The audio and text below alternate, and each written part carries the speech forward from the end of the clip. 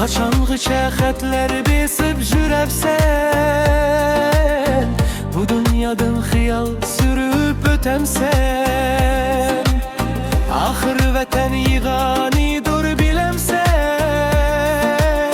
Eytqin dostum, nemə qıldın vətən üçün? Xudaya qoydum şunca japalarga, Hazaretning o'zi kelgan mehmonlarga. Yan bo'ldi-ku aman xalqim qasqirlarga. Ayt qarindosh, nima qildik vatan uchun?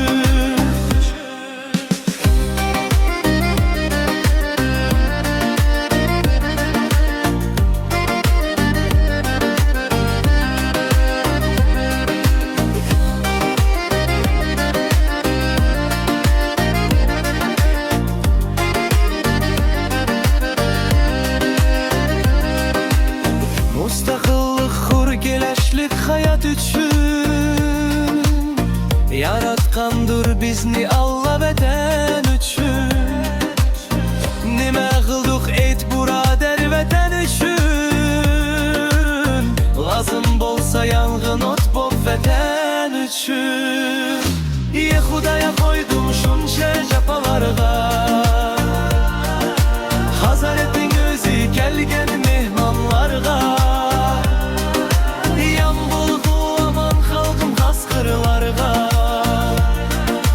Ayt qarindosh, nima qildi vatan uchun?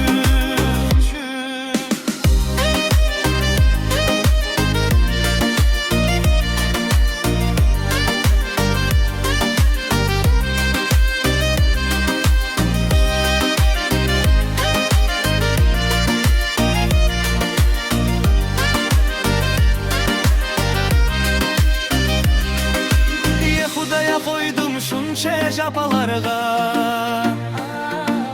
Hazaretning o'zi kelgan mehmonlarga. Yan bo'ldi-ku aman xalqim qasqirlarga. Ayt qarindosh, nima qildik vatan uchun? Xudaya qo'ydim shuncha japalarga,